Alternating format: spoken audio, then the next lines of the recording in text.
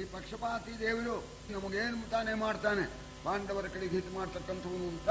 ಅವನು ಸಿಂಹಾಸನದ ಮೇಲೆ ಭದ್ರವಾಗಿ ಕೂತಿದ್ದ, ಸಿಂಹಾಸನವನ್ನು ಬಿಡಿಲ್ಲ ಅವನು ಅಂತ.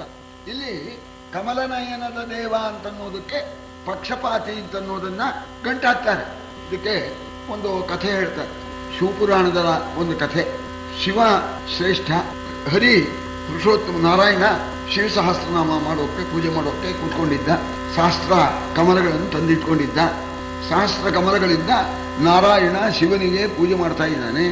ಓಂ ಭವಾಯ ನಮಃ, ಓಂ ಶಿವಾಯ ನಮಃ ಅಂತ ಒಂದೊಂದು ನಾಮ ಹೇಳಿ ಆ ಲಿಂಗದ ಮೇಲೆ ಒಂದೊಂದು ಹೂ ಇಡ್ತಾ ಇದ್ದ.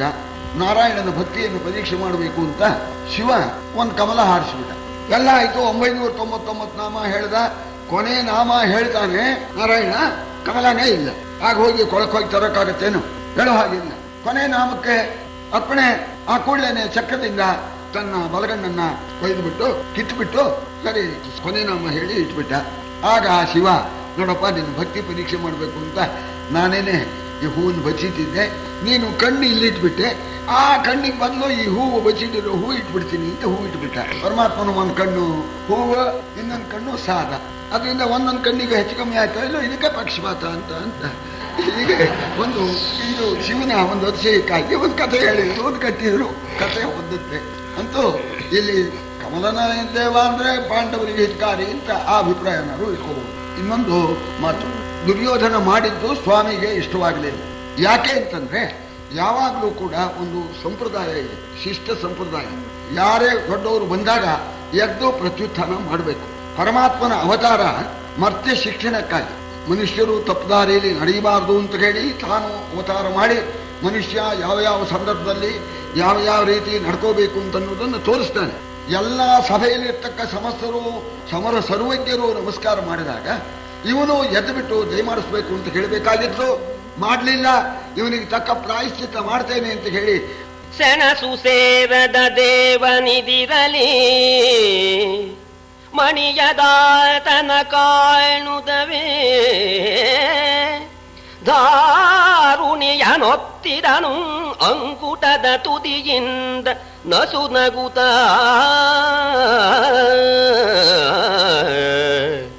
ಮಣಿಖಚಿತ ಕಾಂಚನದ ಪೀಠದ ಗೊಣಸು ಮುರಿದುದು ಮಣಿಖಚಿತ ಕಾಂಚನದ ಪೀಠದ ಗೊಣಸು ಮುರಿದುದು ಮೇಲೆ ಸುರಸಂದನಿಗಳಾಯನೆ ಕವಿದು ಬಿದ್ದನು ಹರಿಯ ಚರಣದಲ್ಲಿ. ಅಧರ್ಮ ಪ್ರತಿಭಟನೆ ಇದನ್ನ ಸಹಿಸೋದಿಲ್ಲ ಸ್ವಾಮಿ, ತಕ್ಕ ಪ್ರಾಯಶ್ಚಿತ್ತ ಮಾಡಬೇಕು ಅಂತ ಹೇಳಿ ಮಹಾದ್ವಾರದಲ್ಲೇನೆ ಒಳಗೆ ಪ್ರವೇಶ ಮಾಡಿದ. ಎಲ್ಲ ನಮಸ್ಕಾರ ಮಾಡ್ತಾ ಇದ್ದಾರೆ. ದುರ್ಯೋಧನ ಕೂತಿದ್ದ, ಇರ್ಲಿ ಅಂತ ಹೇಳಿ ಆ ಮಹಾದ್ವಾರದಲ್ಲಿ ಭೂಮಿಯನ್ನ ಅಂಗುಷ್ಟನ ತುದಿಯಿಂದ ಒತ್ತು ಬಿಟ್ಟ.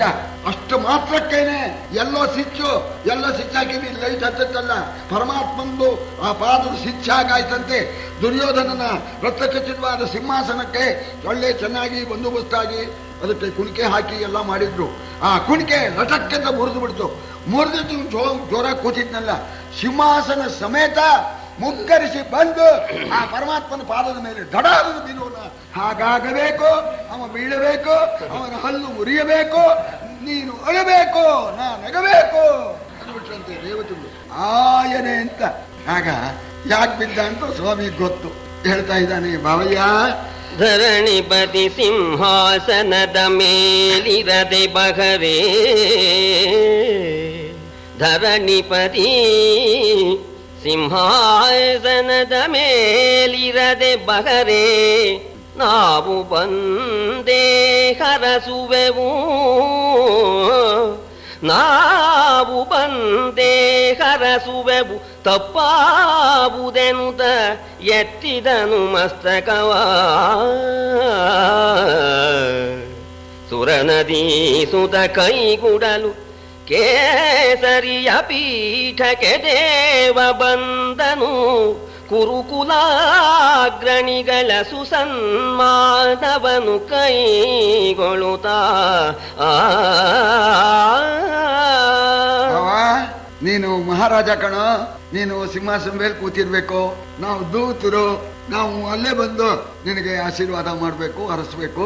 ಏನು ಆ ಥರ ಹೆಚ್ಚಾಗಿ ಒಟ್ಟಿಗೆ ಸಿಂಹಾಸನ ಸಮೇತ ಬಂದ್ಬಿಟ್ಟಿಲ್ಲೋ ಭಾವಯ್ಯ, ಅಷ್ಟೇನು ಬೇಕಾಗಿರ್ಲಿಲ್ಲ, ನಮಗೆ ಅಷ್ಟು ಗೌರವ ಬೇಕಾಗಿರ್ಲಿಲ್ಲ, ಮಾಡಿಬಿಟ್ಟೆ ಹೇಳು ಅಂತ ಎಬ್ಸೋಣ ಅಂತ ಎದ್ದ.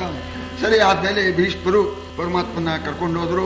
ಆ ಪರಮಾತ್ಮನಿಗೆ ಉಚಿತವಾಗಿರ್ತಕ್ಕಂಥ ಒಂದು ಸಿಂಹಾಸನ, ರತ್ನಖಚಿತವಾದ ಸಿಂಹಾಸನ, ಉನ್ನತವಾದ ವೇದಿಕೆ, ಅದರ ಮೇಲೆ ಸಿಂಹಾಸನ ಇಟ್ಟು ಪರಮಾತ್ಮನ ಕೂತ್ಕೋಬೇಕು ಅಂತ ಭೀಷ್ಮರು ಪ್ರಾರ್ಥನೆ ಮಾಡಿದ್ದಾರೆ.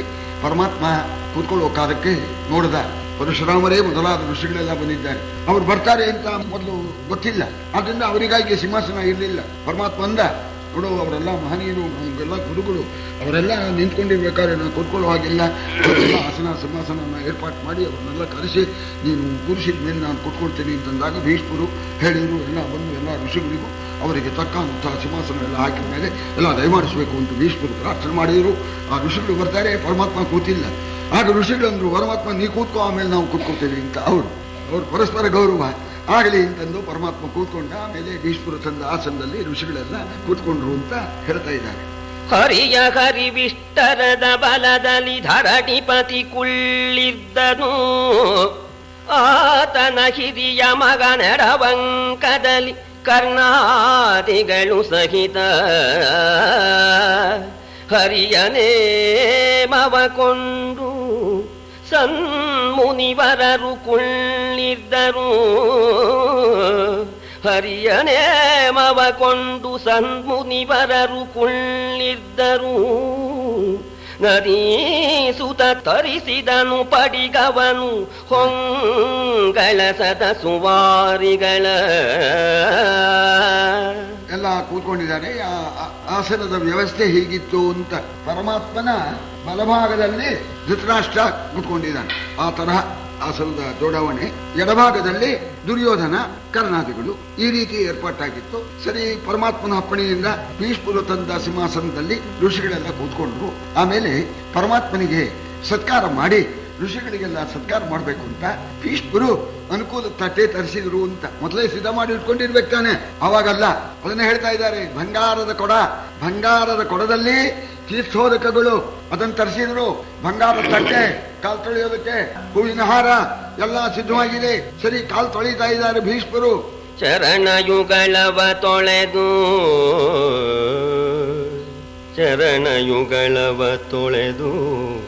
ತೀರ್ಥವ ಶಿರದೊಳಿಟ್ಟು ಮಹಾನುಭಾವನದ ಋಷನದಿ ಮಜ್ಜನ್ಮ ಸಫಲವೆನುತ್ತ ಕೈ ಮುಗಿದು ಪರಶುರಾಮಾದಿಗಳು ಮಿಗೆ ಸತ್ಕರಿಸಿ ಗಂಧಾಕ್ಷತೆಗಳಿಂದುಪಚರಿಸಿ ಪರಶುರಾಮಾದಿಗಳ ಮಿಗೆ ಸತ್ಕರಿಸಿ ಗಂಧಾಕ್ಷತೆಗಳಿಂದುಪಚರಿಸಿ ಹೊಂಬಟ್ಟಲನಿ ವೀಳಯವಿತ್ತನಿಬರಿಗೆ ಪರಮಾತ್ಮನ ಪಾದಗಳನ್ನು ತೊಳೆದು ಬಿಟ್ಟು ಆ ಪಾದ ತೀರ್ಥ ಇದೆಯಲ್ಲ ಅದನ್ನು ತಲೆ ಮೇಲೆ ಇಟ್ಕೊಂಡಾಗ ಭೀಷ್ಮರು ಆನಂದ ಭಾಷೆ ಸುರಿಸಿಬಿಟ್ಟು ನನ್ನ ಜನ್ಮ ಸಾರ್ಥಕವಾಯಿತು ಅಂತ. ಇಲ್ಲಿ ಎರಡರ್ಥ ಬರುತ್ತೆ. ಪರಮಾತ್ಮನ ಪಾದತೀರ್ಥವೇ ಮಹಾಪವಿತ್ರ. ಪರಮಾತ್ಮನ ಪಾದಗಳಿಂದ ಗಂಗೆ ಹುಟ್ಟಿದಾಳೆ, ತಾಯಿ ಅಗಲಿಬಿಟ್ಟಿದ್ದಾರೆ ಭೀಷ್ಮರು. ಆ ತಾಯಿನೇ ಬಂದಾಗಾಯ್ತು ಅನ್ನೋದು ಒಂದು.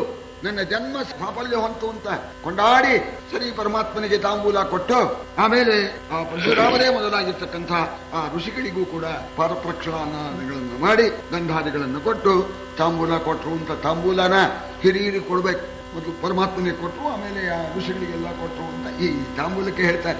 ಕುಲಪರಿಪಾಟ್ಯ ಪಾಠ್ಯ ಪಾಠ್ಯಾಪಿ ದೀಯತಾಂ ನೀತಿ ವಿದ್ವತ್ ಪರಿಪಾಟ್ಯ ಪಾಠ್ಯ ನಿಖಿಲ ಲೋಚನಸ್ಯಾಪಿ ಸ ನಲಭತೆ. ದೊಡ್ಡ ವಿದ್ವಾಂಸರು ಹೇಳಿದ್ರು, ಕುಲ ಪದ್ಧತಿ ಮುದುಕಿಗೆ ನಮ್ಮ ಮನೆ ಮುದುಕಿ ಅವಳಿಗೆ ತಾಂಬೂಲ ಕೊಡಬೇಕು ಅಂತಿದ್ರೆ ಕೊಟ್ಕೊಳ್ಳಿ, ನಮ್ದು ಅಡ್ಡಿ ಇಲ್ಲ. ಕುಲಪರಿಪಾಟ್ಯ ಪಾಠ್ಯ ಪಾಠ್ಯ ತಮಿಳರಲ್ಲಿ ಮುದುಕಿನ ಪಾಟಿ ಅಂತಾರೆ. ನಿಮ್ ಪಾಟಿ ಕೊಡಿ, ನಮ್ಮ ಮಂಥನ ತಾಂಬೂಲ ಮುದುಕಿಗೆ ಹಿರಿಯವರು ವಯಸ್ಸಾಗಿದೆ ಕೊಡಿ, ಅಡ್ಡಿ ಇಲ್ಲ. ವಿದ್ವತ್ ತಾಂಬೂಲ ಮಾತ್ರ ಈ ಭೂಪನಿಗೆ ಸಲ್ಬೇಕು ಅಂತ. ವಿದ್ವತ್ ಪರಿಪಾಟ್ಯ ಪಾಠ್ಯ ನಿಖಿಲ ನಯನಸ್ಯಾಪಿ ಸ ನ ಲಭ್ಯ. ಆ 3 ಕಣ್ಣಿದೆಯಲ್ಲ, ಪರಮೇಶ್ವರನಿಗೂ ಮೊದಲಿನ ಹಬ್ಬ ಇಲ್ಲ, ನನಗೆ ಜೀತಬೋನಂತ ಅಂತ ಏನೋ ಜ್ಞಾಪಕ ಬಂತು, ಹೇಳಿದೆ. ಎಲ್ಲ ಆಯ್ತು. ಆದ್ರೆ ದುರ್ಯೋಧನ ಮಾತಿಲ್ಲ, ಬಿದ್ದುಬಿಟ್ಟಿದ್ದಾನೆ, ಮರ್ಯಾದೆ ಹೋಗ್ಬಿಟ್ಟಿದೆ. ಸರಿ, ಮುಖದಲ್ಲಿ ದುಃಖ ಕಾಣ್ತಾ ಇದೆ. ಏನು ಹೀಗಾಗ್ಬಿಡ್ತು, ಅವರು ಸರಿಯಾಗಿ ರಿವೀಟ್ ಮಾಡಲೇ ಇಲ್ಲ ಸಿಂಹಾಸನ ಅಂತ. ಅಷ್ಟು ಎಲ್ಲ ಮುರಿದೋಗ್ಬಿಟ್ಟಿದೆ. ಅವರೆಲ್ಲ ಚೆನ್ನಾಗಿ ಮಾಡಿದ್ರು, ಇವ ಮಿಕ್ಕಿದ ಅಲ್ಲಿ ರಿವೀಟ್ ಮುರಿದೋಗ್ಬಿಡ್ತು. ದುರ್ಯೋಧನಿಗೆ ಬೇಜಾರು. ಈಗ ಪರಮಾತ್ಮ ಯಾಕೆ ಆ ರೀತಿ ಮಾಡಿದಾನೆ ಅಂತ ಅನ್ನೋದನ್ನು ಮುಂದೆ ನಮಗೆ ಗೊತ್ತಾಗಬೇಕು. ಸ್ವಾಮಿಯ ಇಚ್ಛೆ ಏನು ಅನ್ನೋದು ಮುಂದೆ ಗೊತ್ತಾಗಬೇಕು. ಪಕ್ಕದಲ್ಲೇ ಇದ್ದಾನೆ, ಬಲಗಡೆಯಲ್ಲೇ ಧೃತರಾಷ್ಟ್ರ, ಎಡಗಡೆ ದುರ್ಯೋಧನ. ಬಾವಯ್ಯ ಏನಪ್ಪ ದೂತರನ್ನು ಕಳಿಸಿದೆ ಬರಬಹುದು ಅಂತ, ಆಮೇಲೆ ಬಂದೆ. ಏನು ನಾ ಬಂದಿದ್ದು ಬೇಜಾರೇನಯ್ಯ? ಬಾವ ಯಾಕೋ ಮಾತಾಡೋಲ್ಲ? ಕುಶಲವೇ ಕುರುರಾಯ ಬಾರೈ, ಕುಶಲವೇ ಕುರುರಾಯ ಬಾರೈ, ಮುಸುಡದು ಗುಡವಿದೇಕೆ ಬಾಯೆಂದು ಅಸುರರಿಪು ಕೌರವನ ಕರೆದನು ತನ್ನ ಸಮ್ಮುಖಕ್ಕೆ. ಉಸುರಲಮ್ಮೆನು ನಾನು ಸುರಲಮ್ಮೆನು, ಭಾವತನದೊಂದೆಸಗ ಸಲುಗೆಯನೇಮವಾದೊಡೆ, ಬಿಸಜಲೋಚನ ಭಿನ್ನಗವನವಧರಿಸಬೇಕೆಂದ. ಗುರುರಾಜ ಏನಪ್ಪ ಏನಪ್ಪ ಮಾತೇ ಆಡೋಲ್ಲ, ಮುಸು ಮುಸು ಉಸಿರು ಬಿಡ್ತಾ ಇದೀಯಾ, ಮುಖ ಬಾಡೋಗಿದೆ. ನೀನೇ ಕರೆ ಕಳಿಸಿದೆ ಅಂತ ನಾ ಬಂದೆ. ನಾ ಬಂದಿದ್ದು ಇಷ್ಟವಿಲ್ವೇನಪ್ಪ? ಬಂದೋನ್ನ ನೀನೇ ಕರೆಸಿ ಬಂದಾಗ ಬಂದ್ಯಾ ಅಂತ ಯಾಕಪ್ಪ ಹೇಳೋಲ್ಲ? ಯಾಕಪ್ಪ ಮಾತಾಡೋಲ್ಲ? ಮಾತಾಡಯ್ಯ ಅಂತ ಕೇಳಿದ್ದಂತೆ. ಆಗ ಕೃಷ್ಣ ಕೇಳೋಣ, ಅವನು ಹೇಳ್ತಾನೆ, ಮಾತೇ ಆಡಬಾರದು ಅಂತ ಮಾಡಿದ್ದೆ ಭಾವ ಅಂತ ಹೇಳಿ ಆ ಸಲಿಗೆಯಿಂದ ನೀನು ಮಾತಾಡಿಸ್ತಾ ಇದ್ದಿ. ನಾನು ಯಾಕೆ ಮಾತಾಡಿಸ್ಲಿಲ್ಲ, ನನಗೆ ಯಾಕೆ ಬೇಜಾರು ಅಂತ ಅನ್ನೋದನ್ನ ನಾನು ಹೇಳ್ತೇನೆ. ಹೇ ಬಿಸಜಲೋಚನ ಅವಧರಿಸು. ಇಲ್ಲೂ ಬಿಸಜಲೋಚನ ಅಂತ 15 ಇದ್ದಾನೆ, ಕಮಲನಯನದ ದೇವ ಅಂತ ಇಲ್ಲೂ ಹೇಳ್ತಾ ಇದ್ದಾನೆ. ಅಂದ್ರೆ ಪಕ್ಷಪಾತಿ ದೇವರೇ ಕೇಳು, ಯಾಕೆ ಬೇಜಾರು ನಂಗೆ ಅಂದ್ರೆ, ನೀವು ಬಿಜಯಂಗೈಬಿರೆಂದು ಮಹಾವಿಲಾಸದೊಳವಡಿಸಿ ನಾನಾ ವಿಧದ ಷಡುರಸವಗರುಡಿಯಲಿಂದು ಸವೆಸಿದೆನು. ದೇವಾ ನಮ್ಮರ ಮನೆಗೆ ಬಾರದೆ ನೀವು ವಿದುರನ ಮನೆಯಲುಂಡಿರಿ. ನಮ್ಮರ ಮನೆಗೆ ಬಾರದೆ ನೀವು ವಿದುರನ ಮನೆಯಲುಂಡಿರಿ. ಗೋವಲಿಗತನ ನಿಮ್ಮ ಮೈ ಸಿರಿ ತಪ್ಪದಾಯಿತೆಲ್ಲ.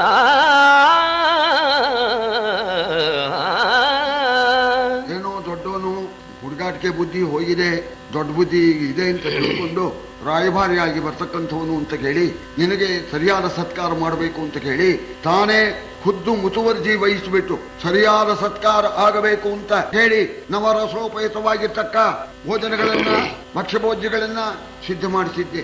ಬರಲೇ ಇಲ್ಲ ನಮ್ಮ ಅರಮನೆಗೆ ಬರದೇನೆ ಆ ವಿದುರನ ಮನೆ ಒಳಗೆ ಅಲ್ಲೇ ಊಟ ಹೊಡೆದು ಬಿಟ್ರಿ ನೀವು. ಆ ಗೋವಳಿಗೆ ತನ ದನಕಾಯೋ ಬುದ್ಧಿ, ದನಕಾಯೋರು ಬುದ್ಧಿ ಕಟ್ಕೊಂಡು ಹೋಗಿರ್ತಾರೆ. ಹಸಿವಾಯ್ತು ಬಿಚ್ಚು ಅಲ್ಲೇ ತಿಂದ. ಆ ದನ ಕಾಯೋ ಬುದ್ಧಿ ಇದುವರೆಗೂ ಹೋಗೇ ಇಲ್ಲ ನಿಂಗೆ. ಈ ಕೃಪನ ಈ ದ್ರೋಣನ ಈ ಗಂಗಾ ಕುಮಾರನ ಮನೆಯ ಹೊಗದೆ ಅವಿವೇಕಿ ತೊತ್ತಿನ ಮಗನ ಮನೆಯಲಿ ಹಸಿವನು ಕಿರಿರಿ. ಸಾಕಿದಾದನು ನಂದ ಗೋಪನು ಕಾಕ ಬಳಸಲು ಸಲ್ಲದೆ ನಿಮಗೇಕೆ ರಾಯರ ನೀತಿ ಎಂದನು ನಗುತ ಕುರುರಾಯ.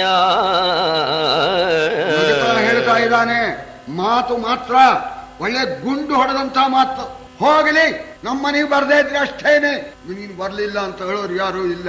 ಈ ಕೃಪನ ಮನೆಯಲ್ಲಿ ಊಟ ಮಾಡಬಹುದಾಗಿತ್ತು, ಭೀಷ್ಮರ ಮನೆಯಲ್ಲಿ ಊಟ ಮಾಡಬಹುದಾಗಿತ್ತು, ದ್ರೋಣನ ಮನೆಯಲ್ಲಿ ಊಟ ಮಾಡಬಹುದಾಗಿತ್ತು. ಅವರೆಲ್ಲ ಯೋಗ್ಯರು.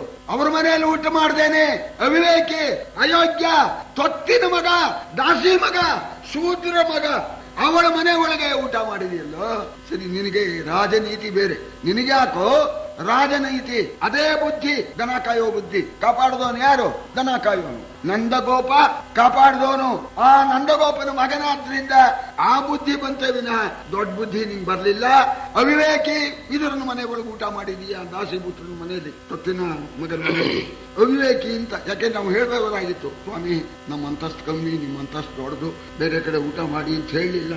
ನಾವು ಕಟ್ಟಾನಿ ತಿಂದೆ, ನಿನಗ್ಯಾಕೋ ರಾಜರ ನೀತಿ ಅಂತ ಹೇಳಿ ತುಂಬಿದ ಸಭೆಯಲ್ಲಿ ತನ್ನ ಅಧಿದೈವವಾಗಿರ್ತಕ್ಕ ಆ ಪರಮಾತ್ಮನನ್ನು, ತನ್ನನ್ನು ಕೂಡ ವಿದುರ ಸಾಕ್ಷಾತ್ ಯಮಧರ್ಮರಾಜನ ಅವತಾರ, ವಿದುರ ಅವನನ್ನ ತೊತ್ತಿನ ಮಗ, ದಾಸಿಪುತ್ರ, ಹಾಗೆ ಹೀಗೆ ಅಂತ ಹೇಳಿದ್ರಿಂದ ಅಂತಹ ಸಾತ್ವಿಕ ಮೂರ್ತಿಯಾಗಿರ್ತಕ್ಕಂಥ ಆ ವಿದುರನಿಗೂ ಕೂಡ ಕೋಪ ಬಂದ್ಬಿಡ್ತು ಅಂತ.